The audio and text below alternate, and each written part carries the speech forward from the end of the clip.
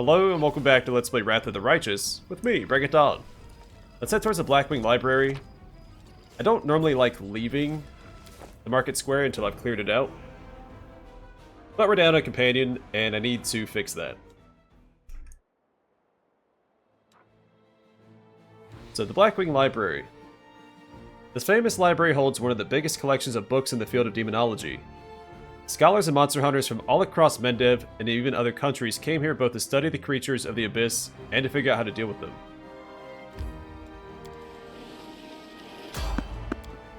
And I am choosing the Blackwing Library over the Tower of Estrad because you can avoid a combat encounter at the Blackwing Library.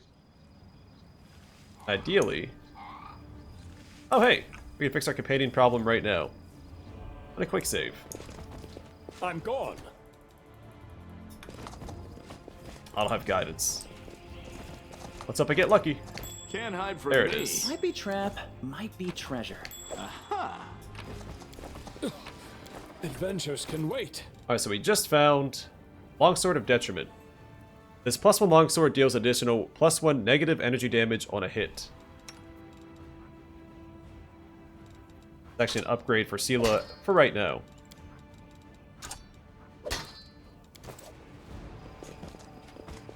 We do it my way. We will win this war. My skills are absolute.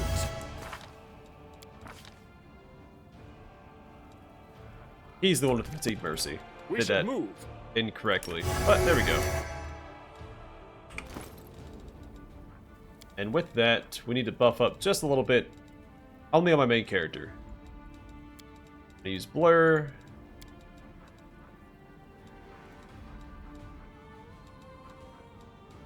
Gonna pop Bless here as well. Shield of Faith.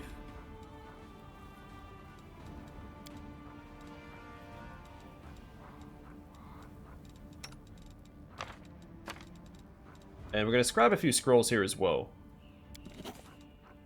Not that one.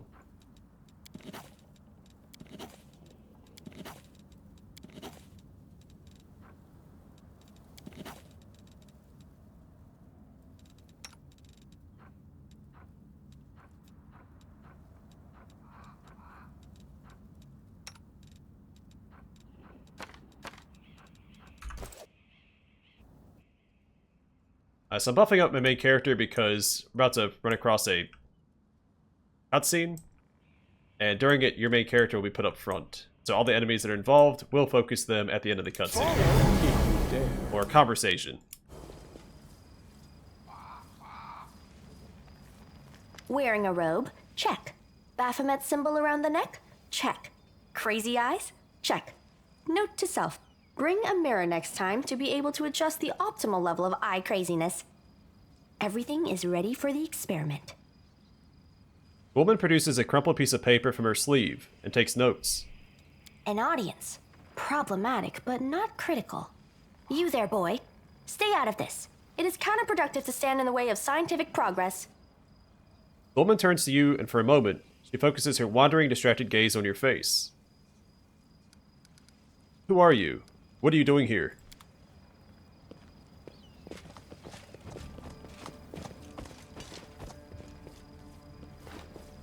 Who's that? I don't know her. Greetings, boys and girls. I am your sister in sin, a devotee of Lord Baphomet's dark will, and so on and so forth. She looks like one of us, but she talks kinda weird. Who's there with you? The cultist finger points your way. Who? Oh, them! Just an audience, they don't matter. Consider them a supplementary component of the coming experiment. So this is more in line with my character, but this is a pretty fun encounter, so I'm gonna shrug, remaining silent. In the name of our Lord Baphomet, please be so kind as to undertake a little test of your competency in our wicked cause. It seems the cultist wishes to say something, but the woman won't let him. Let's start with something simple. So here's my first question. What is Lord Baphomet's favorite weapon? She produces a pencil and a crumpled piece of paper from her sleeve. We will not answer to you. Our lord can wield any kind of weapon. He is all-powerful. Wrong. He wields no weapons at all. He doesn't need any. He just gores his enemies with his horns. Say nothing. These answers are wrong. The correct answer is Isergal, a glaive made of red adamantine. Yeah, so you can select the correct answer if you pass a skill check, which we did not pass. This experiment has taken quite a surprising turn. I would never have expected the followers of the great Baphomet to be baffled by such a simple question. Fine. Let's recalibrate the difficulty and proceed with the next question. Please name Lord Baphomet's sacred animal. The woman frowns. A bull! Of course, everybody knows that. Yep, and a cow. Yeah, again, we failed to check here. Say nothing. None of your answers were correct. The correct answer is an aurochs. It appears the experiment has yielded results which are as unexpected as they are incredible. Baphomet's cultists have not the slightest idea about who Baphomet really is, let alone any in-depth knowledge of his ideology or philosophy. I'm positive that this news will cause a sensation in widest scientific circles. Damn it, she's right. I'm a shitty excuse for a cultist. And my mother used to tell me to become a plowman. Hey, take it easy. We've only had 2 questions. You there, come on, ask another one. We'll get the next one. Yeah, I like option 1 as a paladin, because we're taunting the cultists. Ask them some more. They might still manage it. Is there any sense in continuing? You cannot answer the simplest of questions. I am ashamed of all of you, as cultists and as individuals. Please, ask again. I can answer. I'm sure I can. How do you spell Baphomet's name? The woman sighs. B-A-F-A... Oh, screw it. To hell with Baphomet. I thought it was gonna be fun, but instead there are all these questions. I'm done here. I'm going back to my home village, back to my mother. The cultist throws his weapons on the ground in a fit of anger. Hey, wait! You there! How dare you stir up discord in our ranks? Grab her and tie her up! And her entire entourage, too! The experiment is complete. Unable to deal with the questions, the cultists decide to deal with the examiner instead. A typical reaction for a person who has never been burdened with any intelligence. Now you're gonna start hitting each other, aren't you? Please, proceed. I won't interrupt. The woman makes a note. She raises her eyes. I won't let you hurt my And friends. that's where we're standing. So regardless of your formation, your main character will always be put up front like that. I'm gonna try. Inheritor, guide my blade. Let's see, you take out You the crossed the sharpshooter. wrong Ember, you try to put mongrel. this one to sleep. You dive bomb the sharpshooter. Then you hang tight.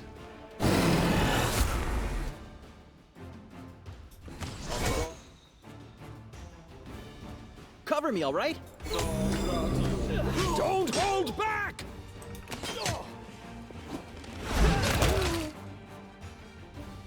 Strike! You won't survive me. Endure this! Make every strike count.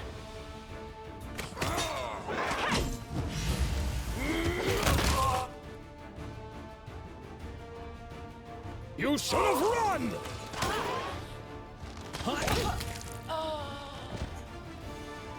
There we go. Nothing to it. The absence of an answer is an answer too.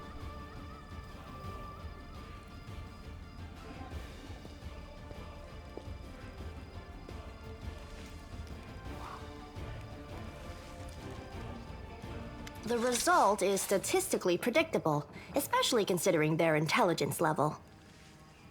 I feel like that quote, the absence of an answer is an answer too, is something like a high schooler would come up with if they didn't study for the test or whatever. The woman examines the cultist remains. What about you, boy? Are you ready to answer some questions for the good of science? Let's proceed with the experiment.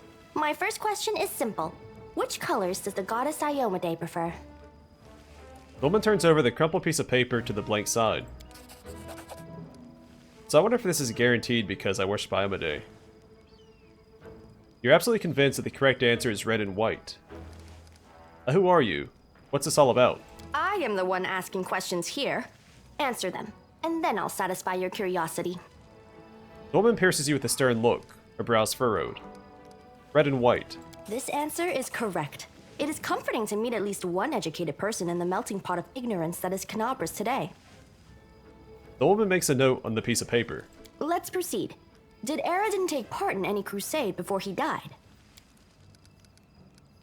You don't know how to answer this question, but you bet you can guess. After all, you've only got 2 options. No, he didn't. Your answer is correct. Aradin's death dates to 4606, and that is precisely the year when the World Wound was opened. The First Crusade started back in 4622. The woman makes a note on the piece of paper. Your knowledge would make Mendev's Crusaders proud. My final question is, what is the title that Aurilu Vorlesh bears? Is she the Architect of the World Wound, the Lord of the Labyrinth, or the Border Acquisitor of the Shapeless Abyss? You're positive that Aurilu Vorlesh is known as the Architect of the World Wound. The Architect of the World Wound. That's correct. Most excellent. You successfully answered all of my questions. Splendid. Amazing. This is a breakthrough. I thank you for your cooperation. The woman breaks off, looks at you, and catches her breath. It seems to me that I owe you an explanation. My name is Nenio.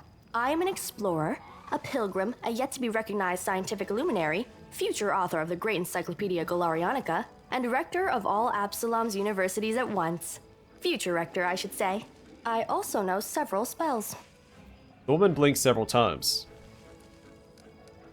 Now, can you finally tell me what you're getting at with all those questions? It is so heartening to see you strive for knowledge. I have been conducting an experiment comparing the intellectual abilities of the average cultist with those of the average crusader. And I must admit that you passed the test with flying colors. This does offer a glimmer of hope for the future of Crusade.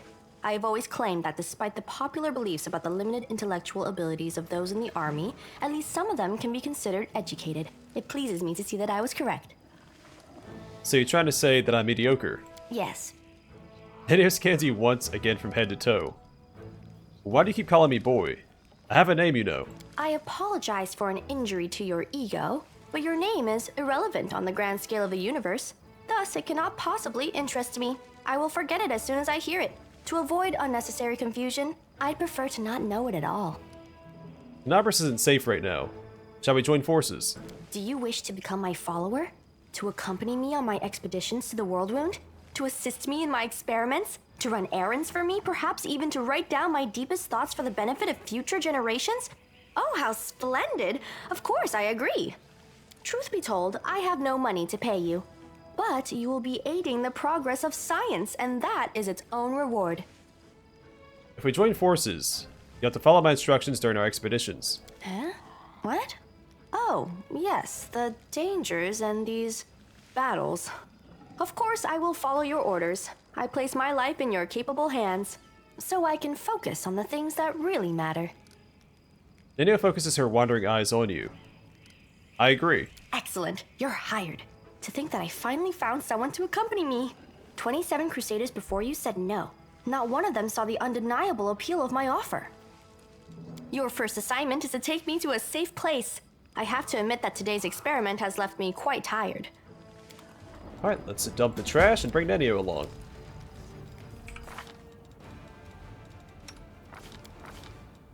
Alright, so Nenio says she's human. Is a scroll savant. Some wizards consider scrolls a natural extension of their magical abilities. So, Scholar Arcane is her background. Arcane scholars add Use Magic Device and Knowledge Arcana to the list of her class skills. She also gets Scribe Scrolls as a bonus feat. She worships Nethys.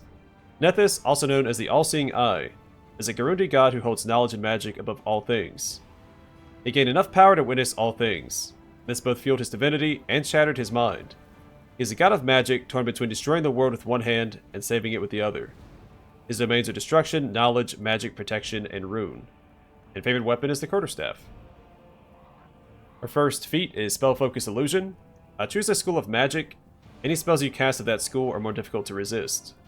Benefit: add +1 to the difficulty class for all saving throws against spells from the school of magic you select. Special: you can gain this feat multiple times. Its effects do not stack. Each time you take the feat, it applies to a new school of magic. And spell penetration. Your spells break through spell resistance more easily than most.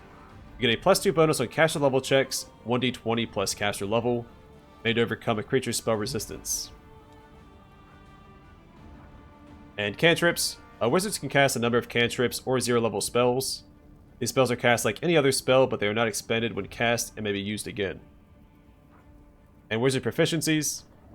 Wizards are proficient with a club, dagger, heavy crossbow, light crossbow, and quarterstaff, but not with any type of armor or shield.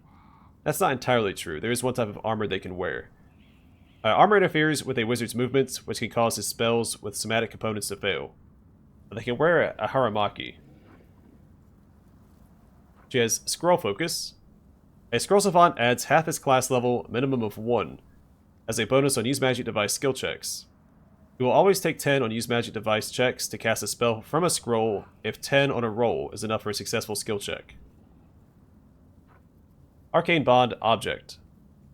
A bonded object can be used once per day to restore any one spell that the wizard had prepared for this day. I always forget she has that. I remember to use it on Camellia, but never Nenio. And Scribe Scrolls. Allows you to craft scrolls during camping. So the Scroll Savant's all about using scrolls. I still rarely use them. But it is useful, in case you remember that you have scrolls in your inventory. Alright, so her specialist school is Illusion. Her opposition schools are Necromancy and Abjuration. So opposition school, Abjuration. I don't think I need to read that. I'm pretty sure the only effect an opposition school has is that it takes 2 spell slots to equip a spell from that school, versus 1. And her specialist school, Illusion, first feature is Blinding Ray. Gets another one later on. As a standard action, you can fire a Shimmering Ray at any foe within 30 feet as a ranged touch attack. The ray causes creatures to be blinded for 1 round. Creatures with more hit dice than your wizard level are dazzled for 1 round instead. You can use this ability a number of times per day equal to 3 plus your intelligence modifier.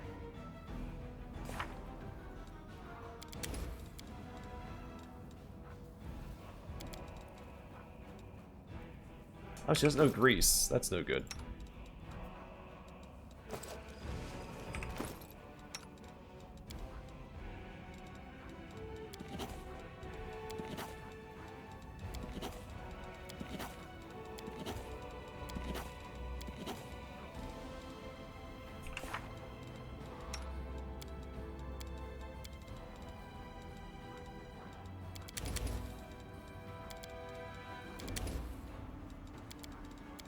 Let's do that instead. Now we have to rest for her to be able to cast those spells.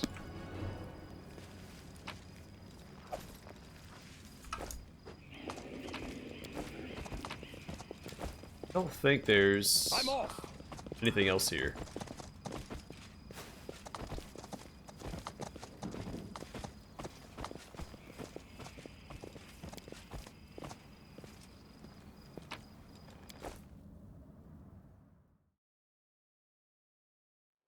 So 2 more reasons why I'm selecting the Blackwing Library over the Tower of Estrad is that here you get a shortcut back to the Defender's Heart. Well, it's not really a shortcut, but you end up back at the Defender's Heart after this area. So then I go there for, well, again, not free. It still takes time. Then I can sell the stuff I picked up so that I'm not encumbered when we go back to the Market Square. Which is the second reason, the encumbrance issue. So, Blackwing Library, back to Market Square, then back to Tower of Estrad. Also, I'm not entirely sure how we trigger the next companion. I think you just have to go in and out of the tavern. There's something here. I do have a lot of books to read here, and a lot of stuff to learn. The Great Library of Canabris has been ravaged and wrecked in the most barbaric way. It seems that someone took perverse pleasure in smashing lamps and furniture and tearing pages out of books. Oh yeah, speaking of auto-casting, let's clear this off.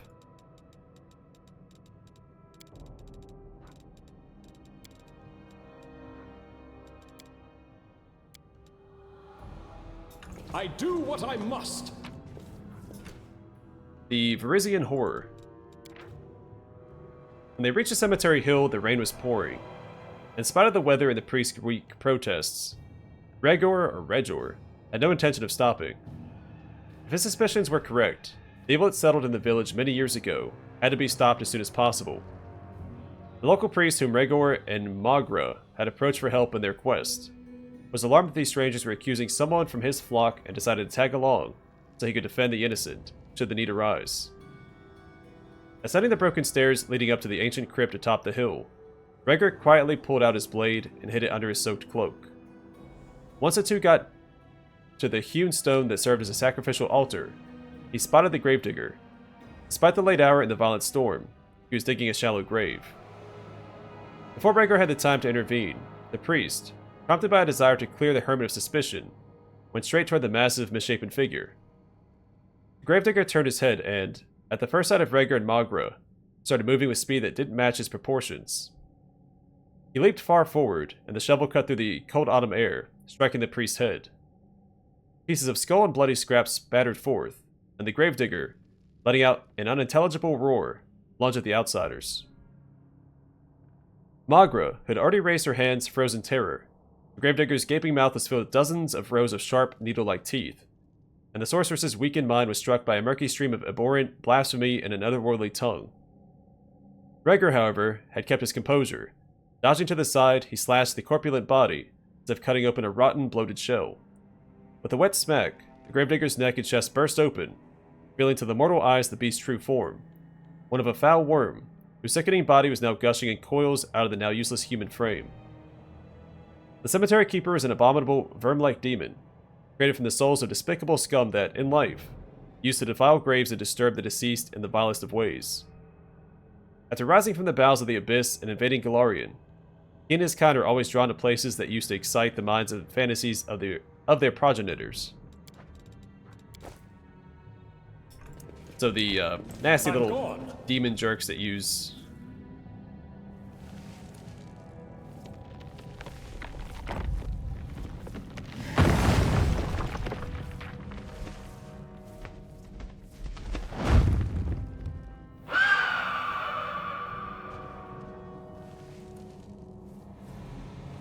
Hope that beast doesn't bring what's left of the building down on our heads.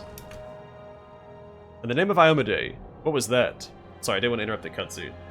Those nasty little demon jerks that cast channel negative energy.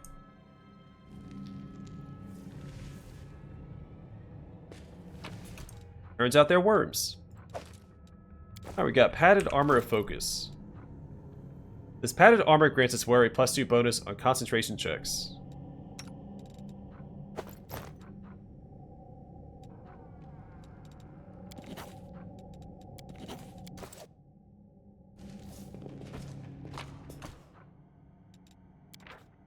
Gino Pollen, notes from my travels in northern Avestan.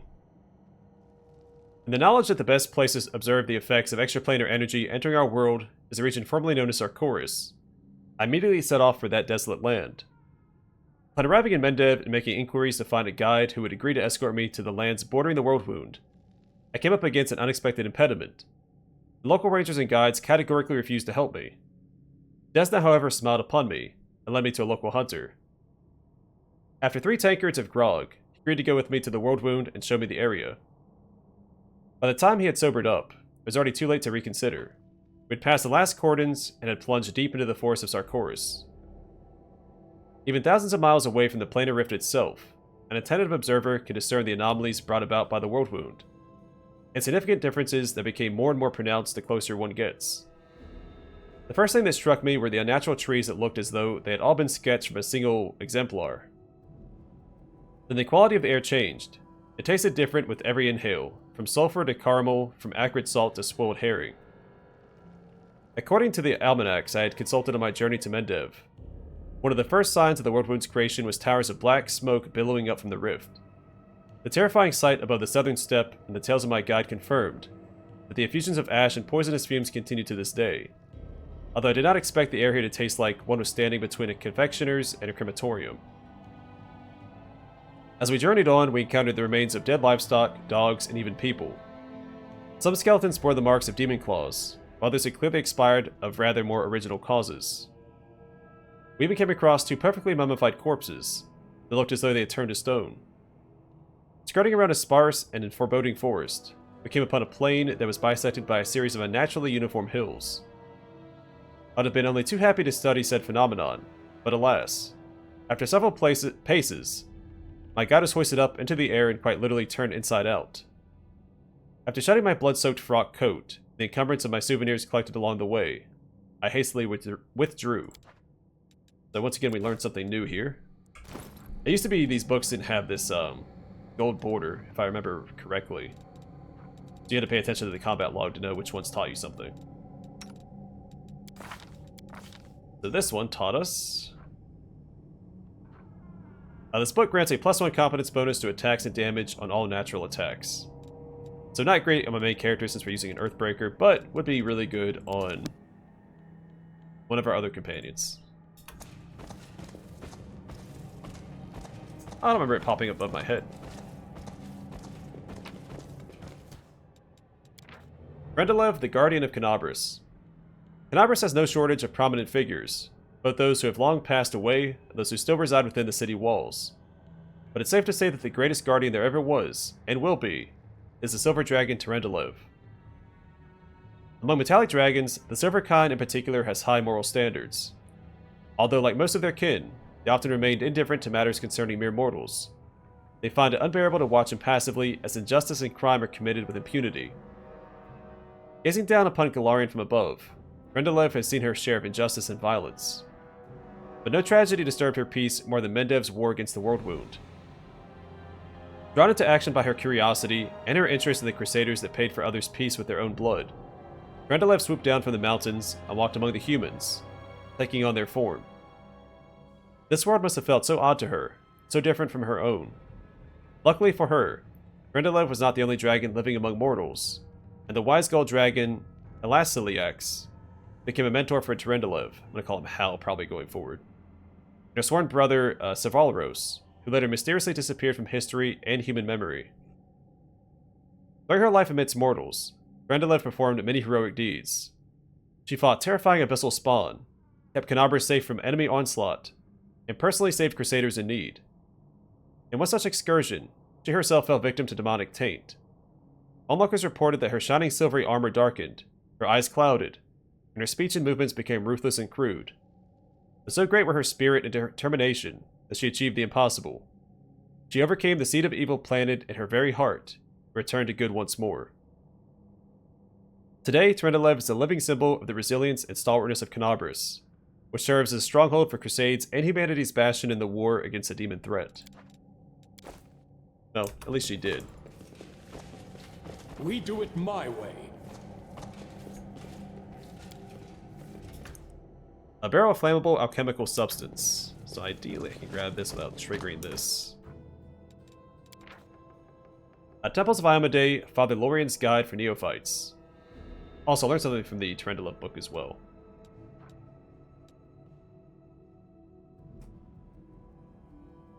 Back to where I was. Traveler. The road ever takes you to the outskirts of Canabris. Do not shy away from taking a few more steps and entering the city proper. Apart from the ramparts and the fortifications that stand unshaken, barring the path of humanity's foes, and the noble orders that keep their watch against the forces of evil, Canabris holds a treasure of a different sort. Better say story there. In days of old, in the fire and the upheaval of the Second Crusade, it became the site for the first and the most crucial of the wardstones. Sacred obelisks that have the power to avert a demonic scourge, no matter how accursed it may be. No evil creature can pass betwixt 2 such stones that now stand along the edges of the World Wound, and shelter the peace of all Golarion.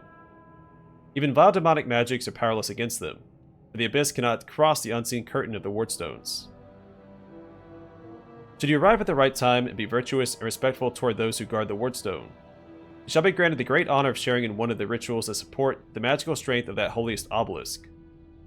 This artifact and the spells invested in it are most sacred, for every wardstone is raised by the Herald of Iomedae himself, the closest of her servants, one who is selflessly devout to the Inheritor's cause and the Crusaders' great mission. And even if you cannot reach the wardstone, do honor Iomedae's splendor in one of Canabris' churches, and pay thus your respects to the humankind's protector and the sacrifices made by the Crusaders for the good of our world. we go here. We've learned 2 new things. Trendalev, the Guardian of Canabris. This book grants a +1 morale bonus to armor class against dragons. It doesn't come up often, but I guess it's nice when it does, even though my character won't be tanking. And the next book, this book grants a +1 shield bonus to armor class against demons. That is much more useful. Not necessarily on my main character, but it doesn't hurt. Again, these are free bonuses, so No reason to pause. no harm done. So we saw we failed a perception check. There's a hidden door here. Oh, didn't mean to trigger this. That's okay.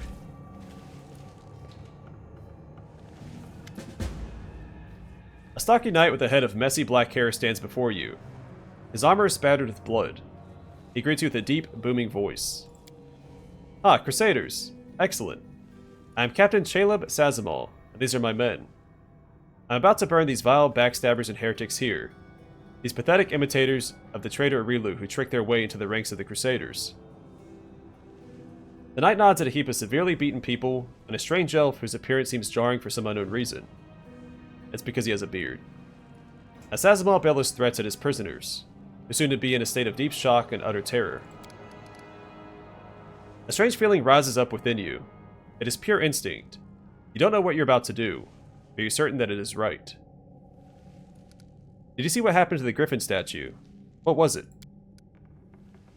The knight makes a helpless gesture and shakes his head in confusion. I have no idea. I didn't lay a finger on that statue, I swear. What happened to the library? Demons showed up and carried everything off. I wasn't here to see it myself. I was fighting in the square. But these filthy traitors told me everything. My fists made them quite chatty. So what, you tortured them? You think those methods are worthy of a Crusader? And once again, Sela is not detecting evil around her. That happens a lot.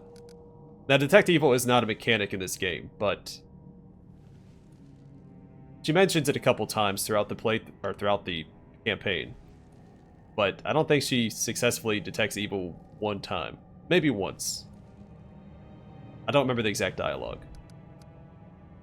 But she fails like 5 or 6 other times. Under ordinary circumstances, no. But look around. The city is burning. Now's not the time for squeamishness. Well, why do you want to burn them? The warrior howls like a wild animal. Look around you. The city is burning ruins. So many innocent lives lost. And all because of abominations like these here. Cultists, heretics, and spies. Slipping into our ranks. Carrying out the orders of their brutal masters. Preparing a heinous death for us all. They want to give us over to the demons. Just like Arilu did with Zarkoris. They deserve to feel the flames licking at their legs. You come up with the nasty words to use against people. You call them heretics, cultists, spies. So you don't have to call them people. Good people just like you. You feel bad for doing this to people, but not to heretics. Without those words, you wouldn't be able to burn them. It's a pretty common tactic in some regimes, to dehumanize certain groups of people. Alright, take a closer look at the ruthless Crusader. Crusader's nostrils flare and fury sparks in his eyes. He looks truly angry and is spoiling for a fight. Alright, examine the Crusader's armor and the symbols on it. I don't think I've ever failed both of those in a row. After carefully studying the Crusader's armor, you can say with certainty that they aren't fakes. These men are real Crusaders. No, they're not. I know they're not. And the fact there were 2 checks tells you that they're not as well.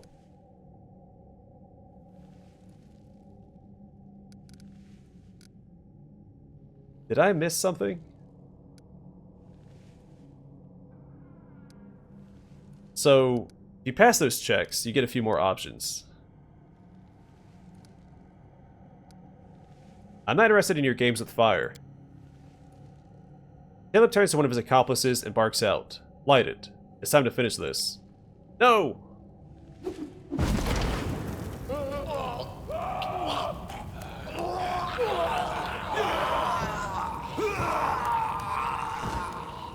So that's really unfortunate. If you pass those checks, you get a Mythic Path option. You also get a Lawful option, which also leads to them being burned.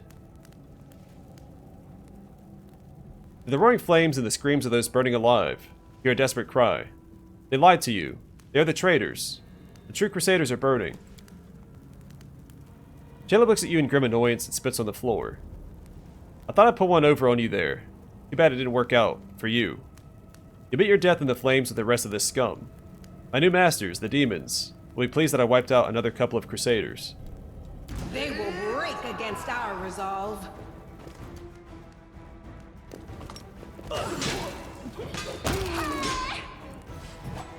Tactical retreat. No!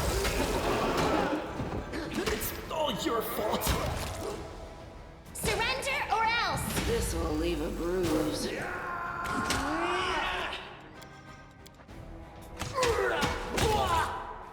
You've crossed the wrong mountain.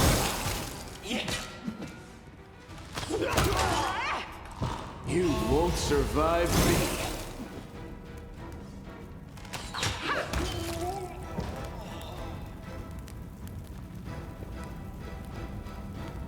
Well, I hate that it worked out that way, but it is what it is. The blind elf stands before you. He looks extremely strange. His face wears its years heavily, which is unusual for members of his race. Thinning gray hair, a ragged beard, sightless milky eyes, pale papery skin covered in age spots, a spine curved by the passage of time. This is not how elves typically age. The youthful races the faces of elves, even on their deathbed, has totally abandoned this decrepit specimen. A bearded elf, how very intriguing. If you please, let to pluck out a hair of that phenomenon manifesting on your chin. In the interest of science, of course. The old elf holds out his hand in your direction, in the perennial gesture of the blind, greeting you with an unexpectedly strong and calm voice. Hello, I am Storyteller, and I wish to thank you, my rescuers. That is you, if I am not mistaken.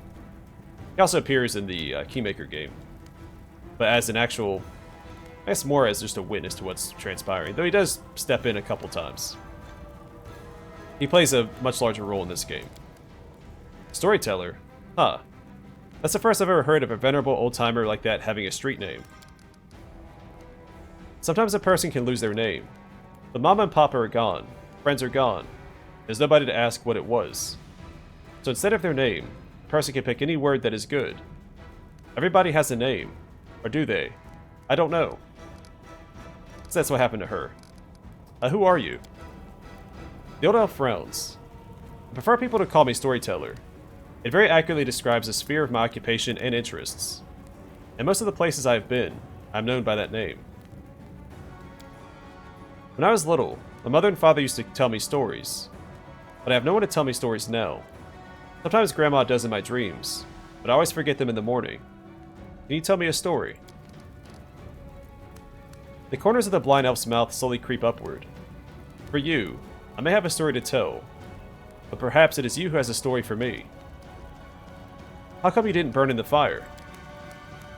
To tell the truth, I myself do not know. I felt the heat, it was so strong. I waited for the pain, the burning, but I was unscathed. But the smoke nearly did finish me off. Maybe some form of magical protection against fire. I don't know by what means I may have acquired it. Just another oddity from my collection of the inexplicable. Gloom steals across the storyteller's pensive face. There was a griffin statue here. It suddenly came to life and flew away. Do you know anything about it? The griffin stood in this library for decades. Only today did he take flight. Why? I do not know. But I am glad that his ancient slumber came to an end. The elf smiles at his thoughts.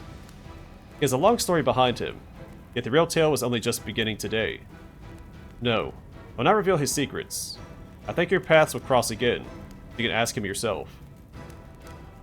I want to talk to you about something. The old elf responds with dignity and courtesy, but firmly. And thanks for my rescue, I of course will render you a service in turn, whatever it may be.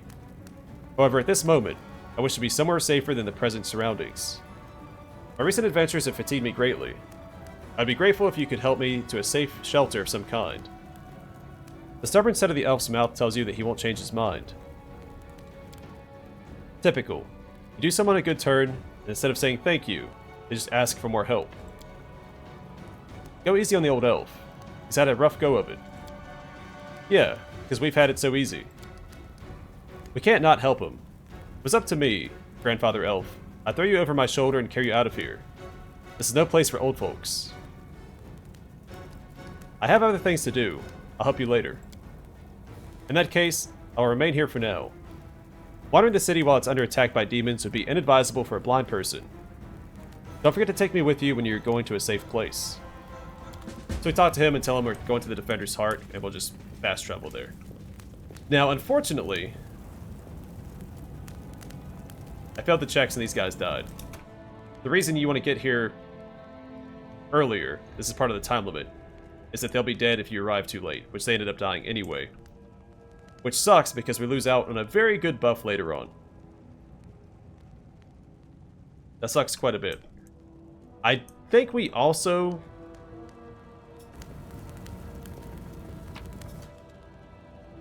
Shoot, yeah, we miss out on a quest later too.